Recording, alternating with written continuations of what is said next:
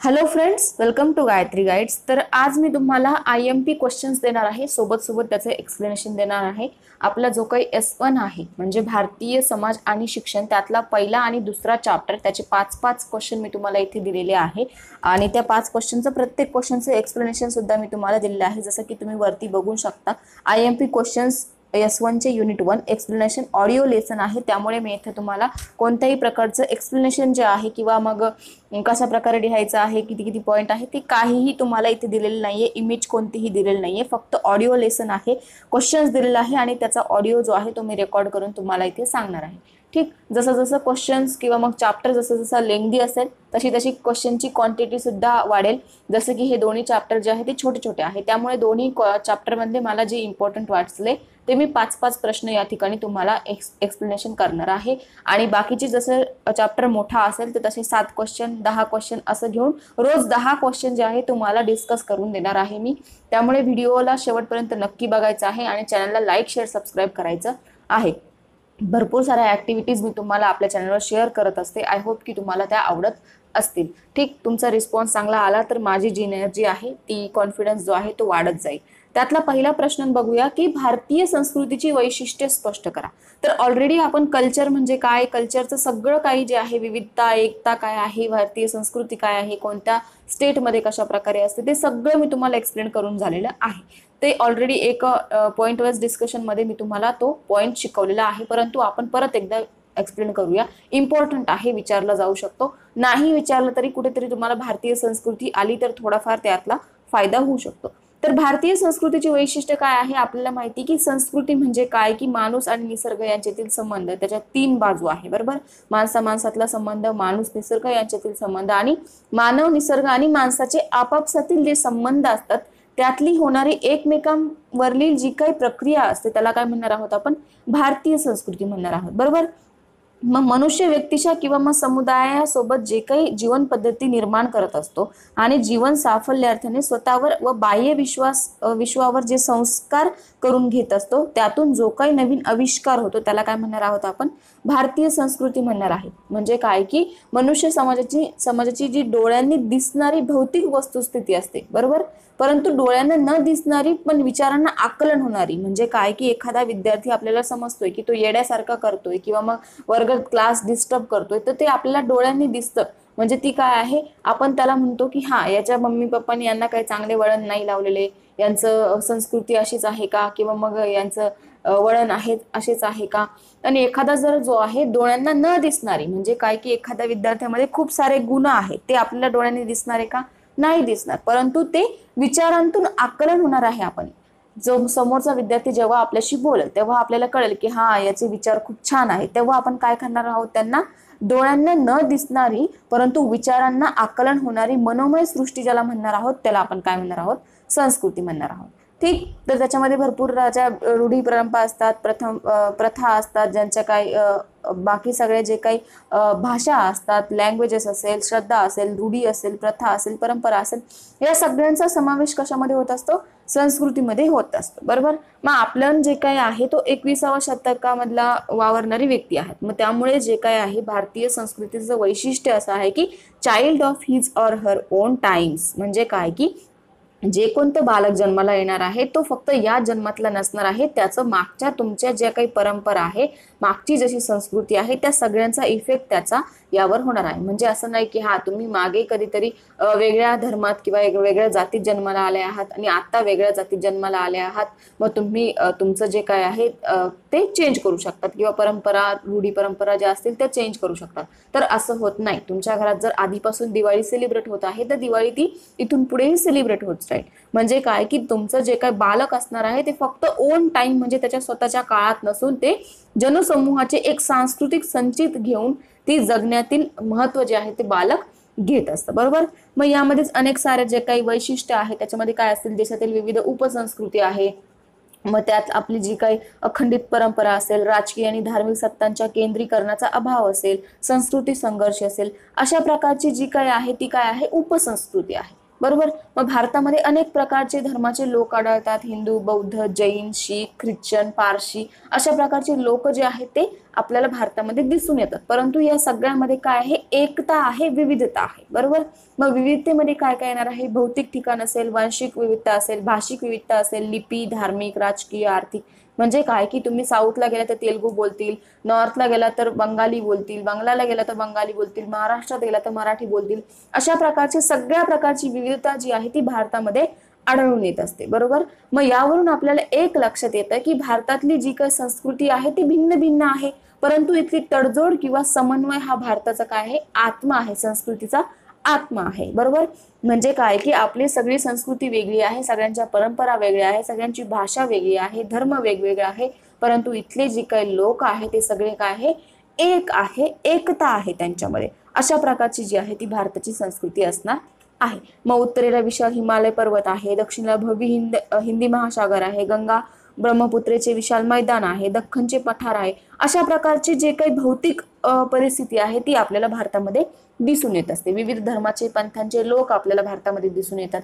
त्या सगळ्यामध्ये एक विविधतेसोबत सोबत काय असणार आहे, एक एकता सुद्धा असणार आहे. ठीक. तर अशा प्रकारचे जे आहे ते भारतीय संस्कृतीची वैशिष्ट्य असणार आहे. बरोबर. मग त्यामुळे काय की न्याय, स्वातंत्र्य, समता या मूल्यांना राज्यघटनेमध्ये एक एक वेगळ्या प्रकारचं स्थान आहे. मग जगातील सर्वात मोठे लोकशाही राष्ट्र म्हणून भारताला आज काय मिळाले आहे, स्थान मिळाले आहे. कशामुळे, लोकशाही प्रधान देश असल्यामुळे. ठीक. तर ही आहे पहिल्या क्वेश्चनचा आन्सर, तुम्ही असं लिहू शकता. दुसरा प्रश्न आहे, जागतिकीकरणाची वैशिष्ट्ये स्पष्ट करा.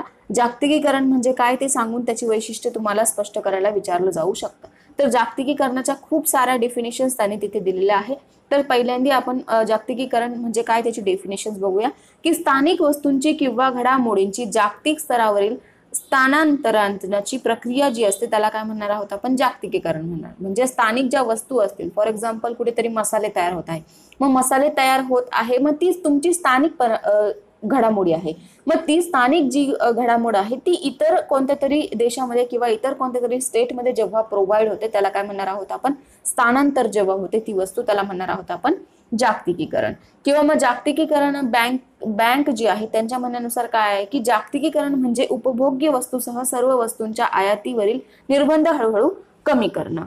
अशा प्रकारच्या ज्या डेफिनेशन आहे त्यांनी जागतिकीकरणाच्या दिलेल्या आहे. मग ठीक, त्याचे वैशिष्ट्य काय काय आहे की जागतिकीकरणामुळे संपूर्ण जगाचं एक मोठं जग जे आहे एक मोठं बाजारपेठ मध्ये रूपांतर झालेलं आहे. मग जागतिकीकरणाच्या समर्थकांच्या मते काय झालंय की अविकसित आणि विकसनशील देश आहे त्या आर्थिक विकासाला गती प्राप्त झाली आहे. मग गती प्राप्त होऊन काय झालंय, विकसित देश जो आहे तो बहुराष्ट्रीय कंपन्या गरीब देशात मोठी गुंतवणूक करीत आले आहे. मग त्यांच्यामुळे काय झालं की तंत्रज्ञानाचा जो प्रवाह असतो तो राष्ट्रांकडे आपल्याला जास्त करून झुकताना दिसत असतो. मग त्याच्यामुळे काय झालं की जागतिकीकरण म्हणजे एका थॉमस फ्रीडमच्या मते जागतिकीकरण म्हणजे व्यापार, वित्त आणि माहितीच्या एकत्रीकरणातून एकच एक अशी जागतिक बाजारपेठ आणि संस्कृतीची निर्मिती जेव्हा होत असते त्याला म्हणणार आहोत आपण जागतिकीकरण. मग जागतिकीकरणानंतर संपूर्ण जग एक जागतिक खेडा बनून गेलं होतं. बरोबर. मग त्यामुळे एक कृती राष्ट्रीय यांनी असं म्हटलेलं आहे की think globally and act locally. म्हणजे काय की विचार जागतिक असायला हवा आणि कृती जी आहे ती राष्ट्रीय असायला हवी असा नारा त्यांनी तेव्हा दिला होता. मग त्यानंतर काय झालं की व्यक्ती, कोणतीही व्यक्ती असेल त्यांचं ते स्वतंत्र न राहता ती संपूर्ण समाज जो आहे तो जागतिकीकरणाशी व्यवहाराशी जोडला गेला. मग याचा परिणाम काय झाला की सामाजिक, सांस्कृतिक, आर्थिक तसेच राजकीय जीवनावर झालेले आपल्यावर जो काही परिणाम आहे तो दिसून येतो. मग त्यातून कुटुंब व्यवस्था असेल, विवाह, स्त्री पुरुष संबंध असेल, भाषा इत्यादी सगळे जे काही सामाजिक घटक असतील त्यांच्यावर जागतिकीकरणाचा प्रभाव पडत गेला. मग लहान मुले, तरुण वर्ग, वृद्ध जीवनमान प्रभावित झाले. मग माहिती तंत्रज्ञानाच्या क्रांतीमुळे लोकांच्या जीवनात सांस्कृतिक आकृतीबंध निर्माण झाला. नवा नागरिक समाज यामधून काय होत गेला, उदयास आला. मग यामुळे काय झालं की बाजारपेठ, व्यापार, वस्तू आणि वित्तीय गुंतवणूक जी असते त्या क्षेत्रांतील आर्थिक प्रक्रियावर जागतिकीकरणाचा स्पष्ट प्रभाव दिसून यायला लागला. मग भांडवलांचा प्रवाह किंवा मग बहुराष्ट्रीय कंपन्या असतील, कॉर्पोरेशन स्वतःचे जाळे जग भरविण्यात गेलं. मग राष्ट्राच्या सीमा असेल, अंधुक त्या ज्या सीमा आहे त्या अंधुक होत गेल्या. म्हणजे काय की जागतिकीकरणामुळे एका राष्ट्रातून दुसऱ्या राष्ट्रामध्ये जाण्याची जी परवानगी आहे ती अंधूक झाली म्हणजे काय की एका राष्ट्रातून दुसऱ्या राष्ट्रामध्ये जागतिकीकरणामुळे दळणवळण जी प्रक्रिया आहे ती सहज शक्य झाली. पहिले काय व्हायचं की जेव्हा स्वातंत्र्य भेटलं नव्हतं तेव्हा सीमा पार झाली की युद्ध व्हायचं. अशा प्रकारचे जागतिकीकरणामुळे काय झालं, या सगळ्या गोष्टी बंद होत गेल्या. मग विविध व्यापारावरील जे काही निर्बंध असतात ते कमी करणं झालं की जेणेकरून काय होतं की वस्तूंचे सर्व देशांमध्ये सहजपणे दळणवळण होऊ शकलं. विविध देशांमध्ये भांडवल प्रवाही स्वरूपात असेल तर अशी परिस्थिती जी आहे ती निर्माण होत गेली. नंतर तंत्रज्ञान सहज प्रभावी होण्यासाठी वातावरण जे आहे ते निर्माण होणं, जगातील देशात श्रम पूर्णपणे गतिमान होण्यासाठी वातावरण निर्माण करणं, अशा प्रकारचं विकसनशील देशांसाठी हे शेवटचे वैशिष्ट्य होतं. काय ते म्हणजे जागतिकीकरण. ते जागतिकीकरण काय होऊ शकतं, पूर्ण करू शकलं. ठीक, अशा प्रकारे जागतिकीकरणाची वैशिष्ट्ये तुम्हाला सांगायची आहे. ठीक आहे, पुढचा प्रश्न आहे की भारतीय समाज रचनेची वैशिष्ट्ये स्पष्ट करा. मग भारतीय समाज रचनेची वैशिष्ट्य काय असणार आहे तर ते आपण बघूया. तर जागतिकीकरणामुळे शिक्षण प्रक्रियेत नेमके कोणते बदल झाले आहेत हे अभ्यासण्यापूर्वी भारतीय समाजाची रचना जी आहे ती वैशिष्ट्य आहे ते विद्यार्थ्यांना समजावून सांगणं गरजेचं आहे. बरोबर. मग त्याच्यामध्ये विविध प्रकारचे एकमेकांशी जो काही परस्पर संबंध असेल किंवा मग दोन्ही बाबी अंतर्भूत करणारे क्रम प्राप्त करणारी जी क्रिया असेल, शिक्षणाचा विचार असेल, कारण समाज हे एक शिक्षणाचे घर आहे, माध्यम आहे. बरोबर. मग त्यामुळे समाजात घडणाऱ्या विविध घटना, बदल, स्थित्यंतर यांचा परिणाम शिक्षणावर होत गेलेला असतो किंवा होत चाललेला आहे. म्हणूनच काय झालं की भारतीय समाजातील विविधता आणि शिक्षणाचा संबंध जो आहे, परस्पर संबंध जो आहे तो समजावून घेणं विद्यार्थ्यांसाठी गरजेचं आहे.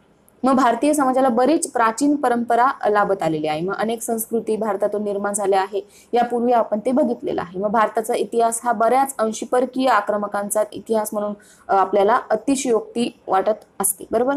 मग जे काही भारतीय समाजाची मूल्य असतील किंवा संस्कृतीशी निगडीत असून जीवन मूल्यांचा अनेक वर्षांचा इतिहास परंपरा आपण बघितलेली आहे, त्यांचे वैशिष्ट्य बघितलेले आहे, त्याचे स्वरूप आपण बघितलेले आहे. मग भारतीय समाज हा मूल्यधिष्ठित भारतीय समाज आहे. बरोबर. मग लोकशाही हे जीवन मूल्य भारतीय समाजाचे अनंत काळापासून स्वीकारले जाणारे जीवन मूल्य आहे. व त्यामध्ये सत्य असेल, अहिंसा असेल, प्रेम, शांती मूल्य इत्यादी थोर परंपरा इथे लाभत गेलेली आहे. मग त्यामुळे त्याची वैशिष्ट्य काय काय येणार आहे. पहिला आहे जाती व्यवस्था.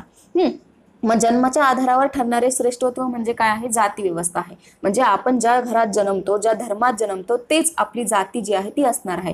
म्हणजे काय की परंतु जे काही ब्राह्मण असेल, क्षत्रिय असेल, वैश्य असेल हे आणि शूद्र असेल, हे 4 वर्ण पूर्वापासून आपल्याला भारतीय समाजामध्ये रूढ झालेले आहे. मग स्वातंत्र्य प्राप्तीनंतर, संविधानात निर्मितीनंतर डॉक्टर बाबासाहेब आंबेडकरांनी न्याय, स्वातंत्र्य, समता अशा प्रकारचे मूल्यांचा समावेश त्यामध्ये केला आणि त्याने एक नवीन रूप जे आहे ते दिलं गेलं. मग वर्ण व्यवस्था असेल, मग प्राचीन काळातली वर्ण व्यवस्था किंवा मग पुरुष प्रधान व्यवस्थेमुळे स्त्रियांना सतत दुय्यम वागणूक मिळाली जात असायची. मग परंतु काय केलं की महात्मा गांधी, महात्मा फुले, सावित्रीबाई फुले यांच्या अनेक समाजसुधारकांच्या कठोर रूढींविरुद्ध त्यांनी काय केला, आवाज उठवला आणि आज काय झालं आहे, स्त्रियांना स्थान जे आहे ते कुठे ना कुठेतरी इक्वल झालेलं आहे. बरोबर. दुसरी आहे आर्थिक विषमता. मग आर्थिक विषमतामध्ये काय आहे, भारत हा एक शेतीप्रधान देश आहे. मग निसर्गावर अवलंबून असणाऱ्या शेतकऱ्यांचा संख्या अधिक असल्यामुळे शेतीतून समाधानकारक असं उत्पन्न मिळत नाही. मग बेरोजगारीची समस्या त्यामुळे होते. मग उद्योगधंद्यांचा विकास काही विशिष्ट भागातच होत आहे किंवा मग काही विशिष्ट वर्ग जो असतो तो श्रीमंत अधिक श्रीमंत होत चालले, तर काही गरीब अधिक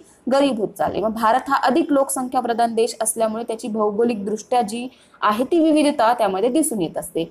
त्यामुळे जीवनावश्यक गरजांवरही आपण जो आहे तो ताण जो आहे तो निर्माण झालेला आहे. ठीक आहे. थर्ड आहे धार्मिक व भाषिक विविधता. मग भारतात अनेक प्रकारचे वर्षापासून अनेक विविधता जी आहे, धर्माचे लोक आहे, विविध भाषांचे लोक भाषांचे बोलणारे लोक इथे आढळत असतात. मग धर्माचा चुकीचा अर्थ लावल्याने कधी कधी काय होतं, तीव्र असा धार्मिक संघर्ष निर्माण होत असतो.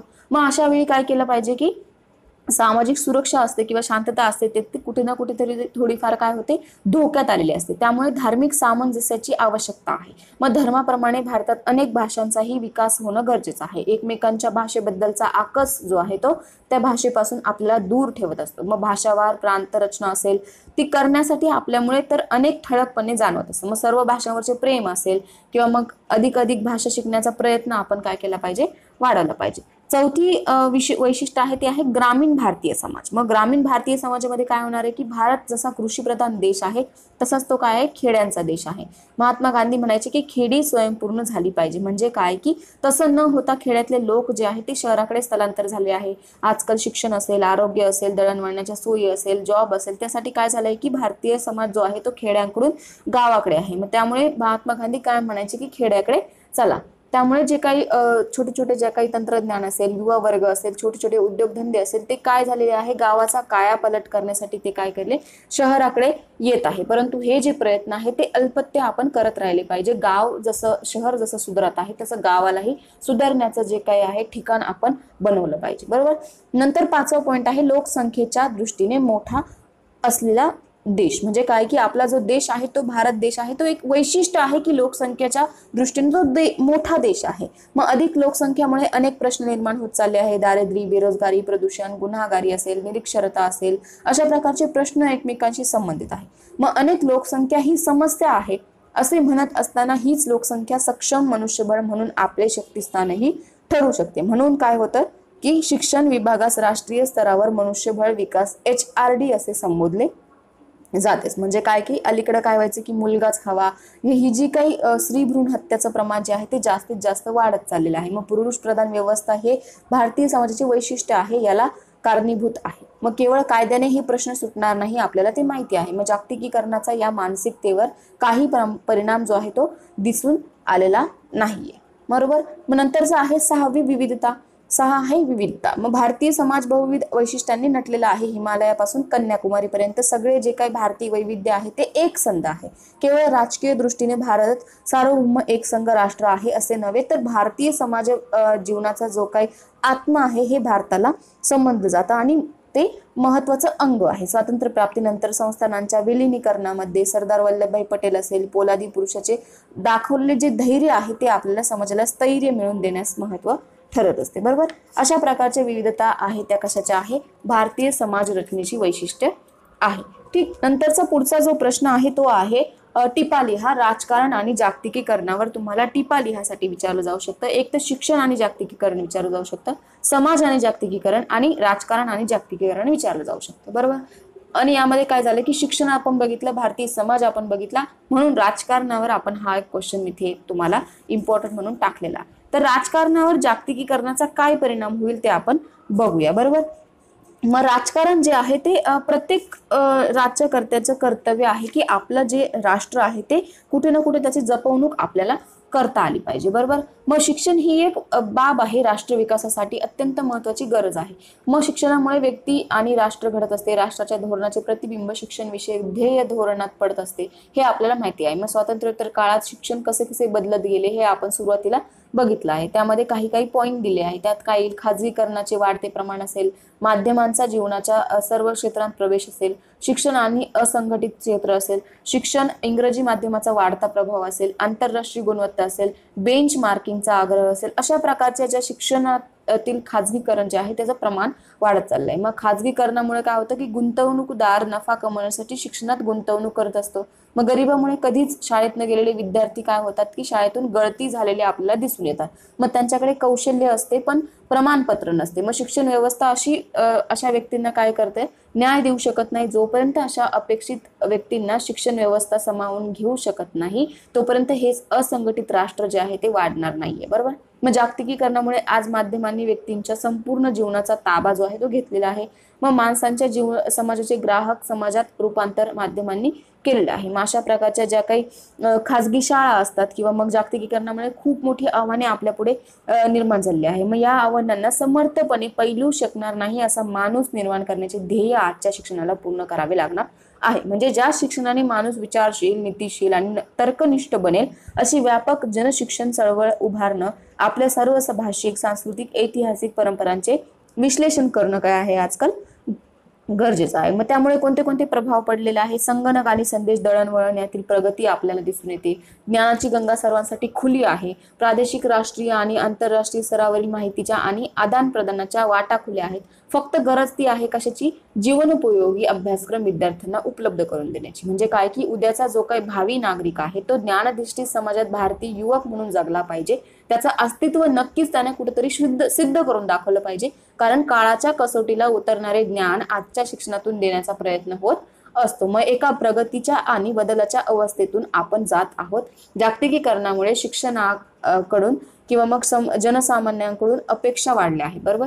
मग काळाबरोबर धावण्याची जी कालसंगत अशी दिशा जी असते ती आज गरज आहे. मग 21व्या शतकात भारतीय समाजातील शिकलेले जे तरुण आहे, पदवीधर, त्यांचे ज्ञान, कौशल्य तसेच शिक्षणाकडे त्यांचा पाहण्याचा दृष्टिकोन याबाबतची जी काही आर्थिक सामाजिक बदलांची विकासासाठी गरज आहे ती गरज आपल्याला आजकाल मिळणार आहे। मग त्यामध्ये समस्या निराकरण क्षमता असेल प्रॉब्लेम सॉल्व्हिंग मेथड असेल किंवा मग विमर्शी चिंतन प्रक्रिया असेल, क्रिटिकल थिंकिंग असेल, कम्युनिकेशन, क्रिएटिव्ह अशा प्रकारच्या ज्या काही कौशल्य आहेत ते शिक्षणातून विद्यार्थ्यांमध्ये रुजले पाहिजे। मग थोडक्यात म्हणजे काय की जागतिकीकरण हा एक केंद्रबिंदू मानून शिक्षण, समाज आणि राजकारण जागतिकीकरणाशी असलेला परस्पर संबंध जो आहे तो आपल्याला स्पष्ट करता आला पाहिजे। ठीक आहे। नंतरचा पुढचा जो प्रश्न आहे तो आहे समाज विकासामध्ये अध्यापकाची भूमिका व महत्त्व स्पष्ट करा। तर भूमिका आणि महत्त्व काय काय असणार आहे? समाज हा परिवर्तनशील आहे, बरोबर, हे आपण बघितलं आहे। मग भारतीय समाजातील बहुविविधता असेल आणि ती आपण अभ्यासली आहे। समाज आणि शिक्षण यांच्यातील परस्पर संबंध आपण बघितलेला आहे। भारतीय संस्कृतीतील गुरुला खूप महत्त्वाचे स्थान आहे हेही आपण बघितलेलं आहे। प्राचीन काळापासून अनेक थोर गुरु शिष्य असेल त्यांच्या परंपरा ज्या आहेत त्या आपण बघितलेल्या आहेत। श्रीकृष्ण संपादनी असेल, द्रोणाचार्य अर्जुन असेल, एकलव्य असेल, अशी अनेक उदाहरणे आपण काय केली आहे, बघितलेली आहे, बरोबर। मग अनेक मोठ्या राजांनीही गुरुकुलात जाऊन विद्या जी आहे ती संपन्न केली होती। त्यानंतर गुरुकुल पद्धती आपण बघितलेली आहे। स्वातंत्र्योत्तर काळात शिक्षणाचा विकास जो आहे तो होऊ लागला होता। मग गावोगावी शाळा सुरू झाल्या। यातील जो काही काळ होता, काळातील समाजापुढे अनेक प्रश्न जे होते, अशा वेळी काय झालं, छोट्याशा गावातील शिक्षकच त्या गावातील सर्वार्थाचे मार्गदर्शन होतं। म्हणजे काय की गावात कोणत्याही प्रकारचे प्रॉब्लेम जर झाले तर शिक्षक काय करायचं, त्यांचं मार्गदर्शन करत असायचं। पूर्वी असं होतं, म्हणजे काय की शिक्षकाला केवळ वर्गात शिकवून चालणार नाही, तर त्या समाजातील मुले शाळेत येतात त्या समाजाशी त्यांना संवाद साधावा लागायचा असेल। मग समाज शिक्षकाची भूमिका बजावत असेल, म्हणून शिक्षकाच्या आवश्यक क्षमतांपैकी समाज संपर्क क्षमता आणि पालक संपर्क क्षमता जी आहे ही महत्वाची क्षमता शिक्षकामध्ये असायला हवे। मग यामुळे काय व्हायचं की शिक्षक जे आहे ते समाजाशी व्यवस्थितपणे कॉन्टॅक्ट ठेवू शकायचे आणि त्यांनी समाज जे आहे ते समाज परिवर्तन घडून यायचं। मग प्राथमिक शिक्षक हा व्यक्तिमत्व विकासाचा पाया आहे, बरोबर। मग त्यामुळे शाळेत शिकून बाहेर पडणाऱ्या मुलांमुळेच भविष्यातील समाज घडत असतो। म्हणून समाज विकासामध्ये शिक्षकाची भूमिका जी आहे ती महत्वाची आहे। सम्राट चंद्रगुप्त असेल, सम्राट अशोक असेल, यांच्या आयुष्याला कलाटणी देऊन इतिहासात आपण वेगळा ठसा उमटणारे आचार्य चाणक्य बघितलेले आहे। त्यांचं महत्त्व जे आहे ते आपल्याला पटलं पाहिजे, बरोबर। मग जगाच्या विकास प्रक्रियेचे भारताचे नेतृत्व करावे यासाठी सक्षम युवकाची पायाभूत तयारी असणं, हे तयारी करून घेणं हे अध्यापकाचे काम असतं, बरोबर। मग काय की जेव्हा भविष्यवेध साध्य होण्यासाठी सक्षमीकरणाची गरज असते, म्हणून अभ्यासक्रमाच्या माध्यमातून उत्तम चिंतनशील सर्जनशील व्यक्तिमत्वाचे शिक्षक तयार होण्यासाठी पुढील व्रतविधान जे आहे ते गरजेचं आहे। मग त्यासाठी काय, मुलांची काळजी घेणं, त्यांच्याबरोबर राहायला आवडणं किंवा मग मुलांना सामाजिक, सांस्कृतिक, राजकीय संदर्भ जाणून देणं, ग्रहण क्षमता वाढवणं, सतत शिकत राहणं, वैयक्तिक अनुभवांचा अर्थ शोधणं, म्हणजे काय की शिकणे आणि ज्ञान निर्मिती करणे, समज वाढविणारी सातत्याची उत्क्रांती असेल, समाजाप्रती असलेली जबाबदारी असेल, इत्यादी प्रकारच्या भूमिका आहे शिक्षकांना घेणं गरजेचं आहे। त्यामध्ये पहिली भूमिका आहे की कामावर निष्ठा आणि कामात आनंद घेण्याची सवय शिक्षकांना असायला हवी। म्हणजे काय की आपण जे काही काम करतोय ते ओझं न मानता ते काम जे आहे ते मनापासून करणं, आणि जेव्हा तुम्ही ते काम मनापासून करशाल तेव्हाच विद्यार्थी तुमचं ते काम आहे ते ऍक्सेप्ट करणार आहे, बरोबर। दुसरं आहे नवे विचार प्रवाह स्वीकारण्याची क्षमता। म्हणजे काय की बदल हा सृष्टीचा नियम आहे, बरोबर। मग त्यानुसार प्रत्येक क्षेत्रात सतत नवीन बदल होत असतात। मग त्यामुळे शिक्षकांना जे काय आपलं ज्ञान आहे ते वाढवणं गरजेचं आहे। म्हणजे काय की एकच ज्ञान न ठेवता ते जे काही शिक्षकांचं ज्ञान आहे ते वाढलं पाहिजे। माहिती तंत्रज्ञानाच्या या युगामध्ये नवीन नवीन गोष्टी शिक्षकांना शिकणं गरजेचं आहे। वर्तनवादाकडून ज्ञान संरचनावादाकडे झालेला जो काही प्रवास आहे तो समजून घेणं गरजेचं आहे। नंतर आहे स्वयंमूल्यमापन करणं। म्हणजे काय की स्वतःला सिद्ध करण्यासाठी सतत मनात डोकावत राहिलं पाहिजे, की आत्मपरीक्षण केलं पाहिजे, की स्वॅट अनालिसिस आपण बघितलेलं आहे, बरोबर। मग स्वतःची जी काही स्ट्रेंथ आहे, विकनेस असेल, ऑपॉर्च्युनिटी असेल, थ्रेट असेल, त्या समजून घेऊन त्यांच्यानुसार काय केलं पाहिजे, शिक्षकांनी आपली जी काही स्वयं अनालिसिस आहे आपण त्याला म्हणू शकतो, सेल्फ अनालिसिस जे आहे ते केलं पाहिजे, बरोबर। नंतर आहे सतत नवीन शिकण्याची तयारी शिक्षकांमध्ये असायला हवी। म्हणजे काय की शिक्षकांनी सतत गुणवत्तेचा किंवा उत्तमतेचा ध्यास घेणं आवश्यक आहे। मग आपल्याला जे काही संबंधित विषयाचे ज्ञान असेल ते सातत्याने त्याचा अभ्यास करत राहिलं पाहिजे। ज्ञान जे आहे ते कुठे ना कुठे त्याचा जे काय त्याला आळा बसला कामा नये किंवा मग तो गंजलेला नाही पाहिजे, ते ज्ञान जे आहे ते कायम त्यांनी देण्याचा प्रयत्न केला पाहिजे. जसं की मला जे आहे ते शिकवायला आवडतं, मी काय करते की प्रत्येक कन्सेप्ट जी आहे ती तुम्हाला सांगत असते. मला जेवढं येतं तेवढं मी तुम्हाला एक्सप्लेन करून सांगत होते, बरोबर. नंतर आहे 5वा पॉईंट, 100% उद्दिष्टांसाठी धडपड करणं. म्हणजे काय की आपण प्रत्येक जण यशासाठी प्रयत्न करत असतो, बरोबर. मग यशाचा आनंद जो आहे तो प्रत्येकाला असतो. मग आपण ठरवलेली जी काही उद्दिष्ट आहे ती 100% साध्य झाली पाहिजे. म्हणजे काय की ह्या विद्यार्थ्याला मला शिकवायचं आहे आणि ह्याला मला चांगले मार्क्स आणून द्यायचे आहे, याच्यामध्ये चांगले गुण मला या विद्यार्थ्यामध्ये भरवायचे आहे, असं जे उद्दिष्ट आहे ते शिक्षकांचं असायला हवं. म्हणजे काय की आपले जे विद्यार्थी आहेत ते आपण व्यवस्थितपणे तयार करून घेतले पाहिजे किंवा तयार करून दिले पाहिजे. अशा प्रकारचं जे काही शिक्षकांची उद्दिष्ट जे आहे, धडपड जी आहे ती 100% असायला हवी. ठीक, अशा प्रकारचे 5 प्रश्न होते फर्स्ट चॅप्टर मधले. त्यातले 2 प्रश्न विचारले जाऊ शकतात इम्पॉर्टंट 4 मार्क्ससाठी, मोठ्या प्रश्नासाठी, म्हणजे 8 मार्क तुमचे इथून परफेक्ट होऊ शकतात. ठीक आहे. त्यानंतरचा पुढचा जो पॉइंट आहे तो आहे किंवा मग पुढचा जो चॅप्टर आहे भारतीय राज्यघटना आणि शिक्षण, म्हणजे आपला जो काही युनिट 2 आहे त्याचे इम्पॉर्टंट क्वेश्चन बघूया, त्याचं एक्सप्लेनेशन आपण बघूया. ठीक, तर त्यातला पहिला क्वेश्चन जो आहे तो आहे भारतीय संविधानाची वैशिष्ट्ये स्पष्ट करा. मग भारतीय संविधानाची वैशिष्ट्ये काय काय आहे तर ते आपण बघूया. मग आपल्याला माहिती की भारतीयचं असं राज्यघटनेचं स्वरूप आपल्याला माहिती आहे, मूल्य बघितलेले आहे आपण, संपूर्ण स्वातंत्र्य असेल, लोकांचे सार्वभौमत्व, धर्मनिरपेक्षता, समाजवाद, लोकशाही, संघराज्य, एकात्मता. तर त्याचे आपण काय बघणार आहोत, आपण आता वैशिष्ट्य बघणार आहोत. तर वैशिष्ट्य काय काय आहे ते आपण बघूया. मग भारतीय संविधानाची वैशिष्ट्य सगळ्यात पहिलं त्याच्यामध्ये आहे लोकशाही प्रजासत्ताक असणं गरजेचं आहे. लोकशाही प्रजासत्ताक जे आहे ते गरजेचं आहे. त्याच्यामध्ये भारतीय संविधानाची पहिलं वैशिष्ट्य जे आहे ते आहे लोकशाही प्रधान. म्हणजे काय की आता ते आपण बघूया. म्हणजे काय की लोकांनी लोकांसाठी चालवलेला रोख राज्यास काय म्हणतात, लोकशाही म्हणतात. मग लोकशाहीमध्ये देशाचा राज्यकारभार लोकांच्या प्रतिनिधींमार्फत केला जात असतो. मग लोकांचा स्वीकार करून प्रत्येक भारतीय नागरिकाला राज्यकारभारासाठी सहभागी होण्याचा अधिकार आहे, हा संविधानाने दिलेला आहे. मग आपल्या देशात राष्ट्रपती असेल, पंतप्रधान असेल, उपराष्ट्रपती असेल, यांच्यासारख्या पदावरील व्यक्ती जे आहे जनतेकडून प्रत्यक्ष किंवा अप्रत्यक्ष निवडल्या जात असतात. म्हणून आपला देश जो आहे तो प्रजासत्ताक होणं गरजेचं आहे. प्रजेची सत्ता जी आहे ती अंतिम असते. दुसरा आहे समाजवाद. मग समाजवादमध्ये काय असेल, दुर्बल घटकांना संरक्षण देणं, गरीब श्रीमंती यातील दरी कमी करणं, समाजवादाचे उद्दिष्ट स्वीकारून आर्थिक विषमता आणि शोषण जे आहे ते नष्ट करण्याचा प्रयत्न करणं. ठीक, नंतर आहे धर्मनिरपेक्षता. मग धर्मनिरपेक्षतामध्ये काय असणार आहे, कोणत्याही विशिष्ट धर्माला, राज्याला धर्म जो आहे तो त्याची मान्यता नाहीये, बरोबर. कोणताही धर्म संप्रदाय याचा देशात कुठेही नमूद केलेलं नाहीये. प्रत्येकाचा धर्म जो आहे तो वेगळा असतो, प्रत्येकाला प्रत्येकाचा धर्म पूजण्याचा हक्क आहे, बरोबर. नंतर आहे न्याय, जात, धर्म, वंश, लिंग अशी जे काही सामाजिक स्तर आहे, स्थान आहे, यावर आधारित भेद न करता प्रत्येक व्यक्तीचा दर्जा जो आहे तो समान असायला हवा.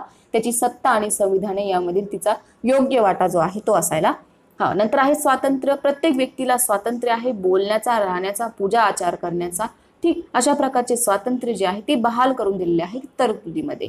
नंतर आहे समानता. प्रत्येक व्यक्तीला समानता आहे. कायद्यानुसार कोणत्याही व्यक्तीला व्यक्तीमधील कोणत्याही मुद्द्यावरून जात असेल, धर्म असेल, लिंग असेल यांच्यामधून भेदभाव करता येणार नाही. भारतीय संविधानामध्ये स्वीकारले हे समानतेचे मूल्य आहे. नंतर आहे बंधुता. कोणताही भेद न करता सर्वांविषयी आदर आणि प्रेमाची भावना म्हणजे काय आहे, बंधुता आहे. देशाच्या विकासासाठी सर्व भारतीयांनी एकोप्याने राहावे असे बंधुतेचे काय आहे, अभिप्रेत आहे. नंतर आहे मार्गदर्शक तत्वे. मग मार्गदर्शक तत्वेमध्ये काय आहे की जे काही राज्यघटना असेल ते त्यामध्ये त्यांनी कलमे दिली आहे. अशा प्रकारचे जे काय आहे 7 त्यांनी तिथे दिलेले आहे. 7 वैशिष्ट्य दिलेले आहे. काय काय आहे, लोकशाही प्रजासत्ताक असायला हवी, समाजवाद आहे, नंतर धर्मनिरपेक्षता आहे, न्याय आहे, स्वातंत्र्य, समानता आणि बंधुता. इम्पॉर्टंट आहे, विचारलं जाऊ शकतं. ठीक, नंतरचा पुढचा जो प्रश्न आहे तो आहे संविधानातील मूलभूत हक्क आणि कर्तव्य स्पष्ट करा.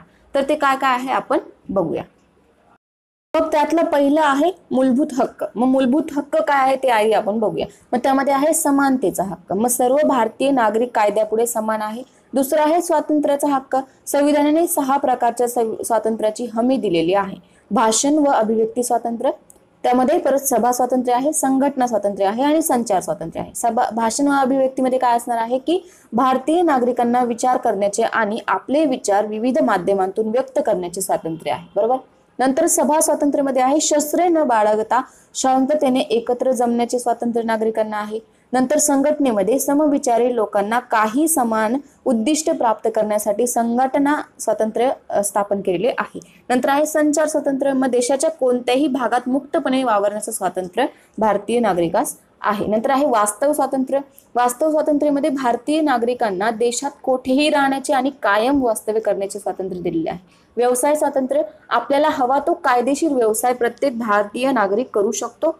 या स्वातंत्र्याबरोबरच दोन महत्वाची स्वातंत्र्य अजून दिलेली आहे. ती कोणती आहे? त्यानुसार कोणालाही बेकायदेशीरपणे अटक करता येणार नाहीये आणि त्याचप्रमाणे कोणत्याही व्यक्तीचे जीवित व स्वतंत्र बेकायदेशीररित्या हिरसावून घेता येणार नाही, हिसकावून घेता येणार नाही. अर्थातच काय की देशहिताला बाधा येणार नाही याचे भान ठेवून हे हक्क जे आहे ते वापरावे लागतात. तिसरा आहे शोषण विरुद्धचा हक्क, म्हणजे काय की माणसाची खरेदी विक्री करणं, गुलामगिरी करणं किंवा मग वेठबिगारी असेल यावर बंदी आहे. 2006 साली बालमजुरी या कायद्याने गुन्हा ठरविण्यात आला आहे. बरोबर. RT 2009 मधील कलम 17 नुसार कोणत्याही बालकास शारीरिक मानसिक शिक्षा करणं काय आहे?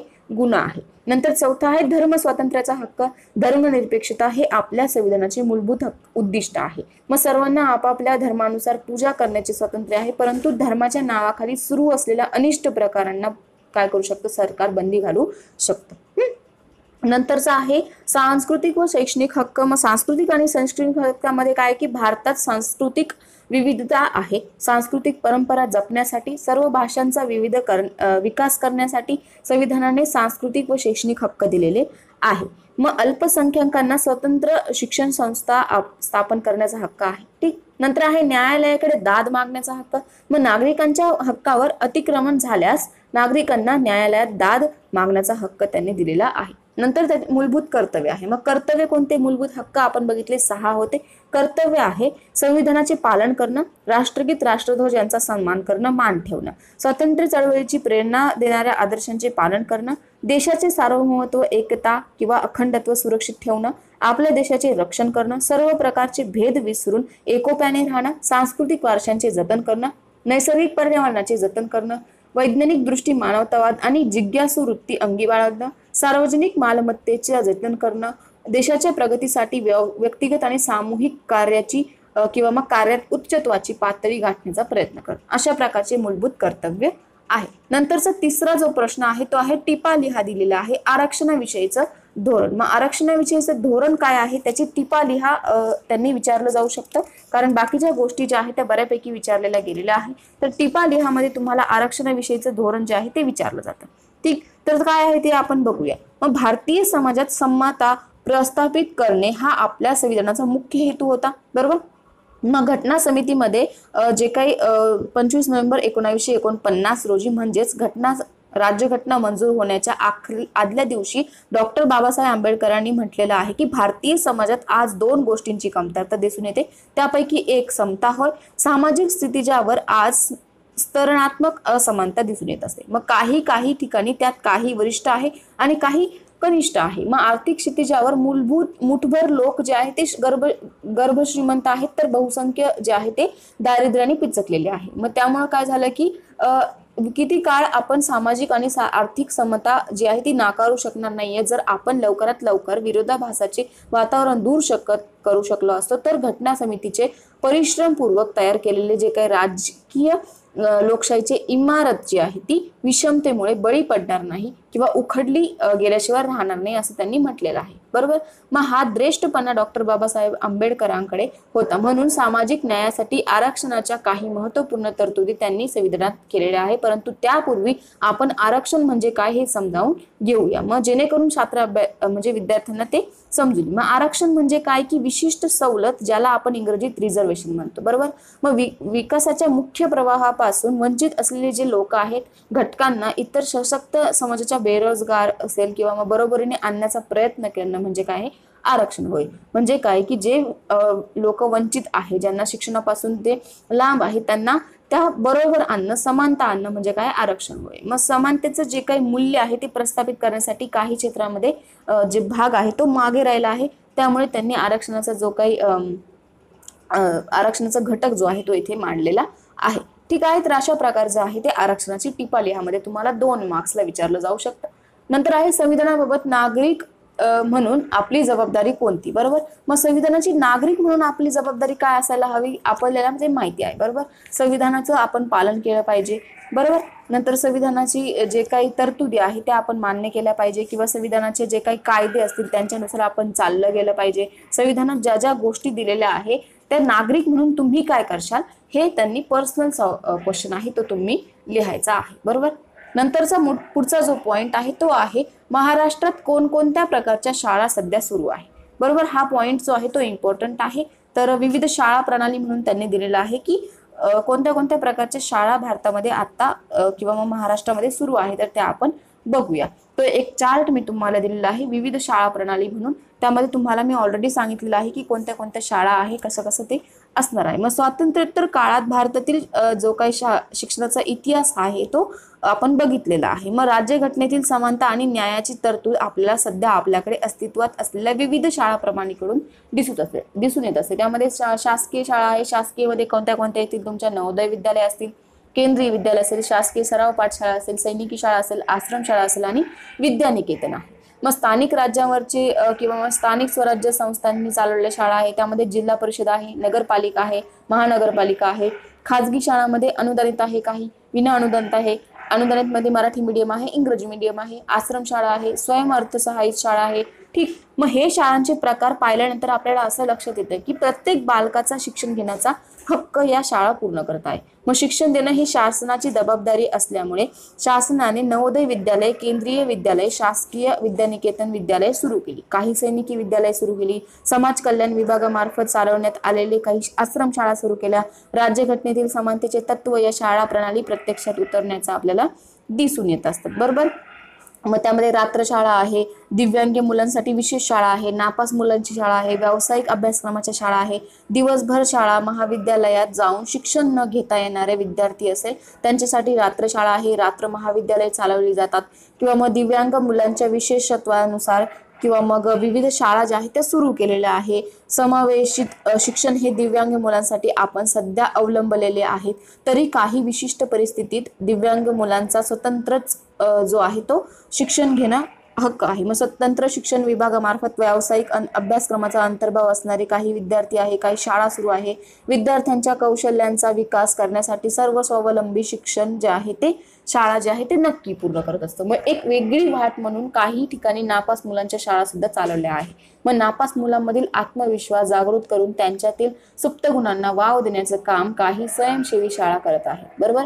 मग याशिवाय अनेक नवोपक्रम शाळा आहेत, ते अध्ययन अध्यापनात वेगवेगळे प्रयोग करून शिक्षण क्षेत्राला एक निश्चित दिशा देण्याचा प्रयत्न करत असतात. मग जागतिकीकरणामुळे अनेक परदेशी शाळा आहे किंवा मग संस्था आहे, त्यांच्यात इंटरनॅशनल स्कूल असतील, परंतु काही वेळा या शाळांच्या दर्जाबाबत आणि पालकांची यामध्ये होणारी जी काही आर्थिक पिळवणूक असते याबाबत प्रश्नचिन्ह निर्माण होत असतात. मग यासाठी प्रचलित शैक्षणिक नियमांचे योग्य कार्यवाही करणं, शिक्षण हक्काचं किंवा मग शिक्षण हक्क कायद्याची योग्य अंमलबजावणी करणं इत्यादी प्रकारच्या ज्या काही संस्था आहेत त्यांनी ते काम जे आहे ते केलं गेलं पाहिजे. नंतर आहे NIOS म्हणजे काय की राष्ट्रीय मुक्त विद्यालयीन शिक्षण संस्था, म्हणजे काय की ज्या विद्यार्थ्यांचं शिक्षण जे आहे ते अर्धवट राहिलेलं आहे किंवा मग ज्या विद्यार्थी काहीतरी जॉब करत आहे आणि त्यांचं जे शिक्षण आहे ते त्यांना बाहेरून घ्यायचं असेल तर त्यासाठी आपल्याला काय आहे, आपल्याकडे यशवंतराव चव्हाण मुक्त विद्यापीठ आहे, इंदिरा गांधी राष्ट्रीय मुक्त विद्यापीठ आहे.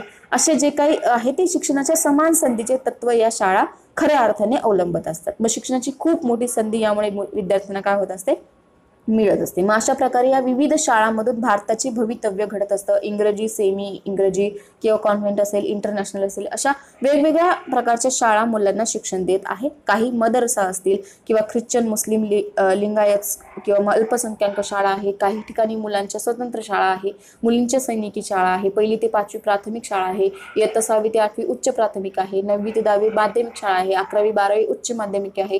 असे विविध प्रकारचे शैक्षणिक स्तर जे आहे ते शाळा जे आहे ते चालवत असतात. ठीक. अशा प्रकारचे जे आहे तर महाराष्ट्रात शाळा ज्या आहेत ते चालवल्या जातात. अशा प्रकारचे 10 क्वेश्चन्स मी तुम्हाला इथे इम्पॉर्टंट दिलेले आहे.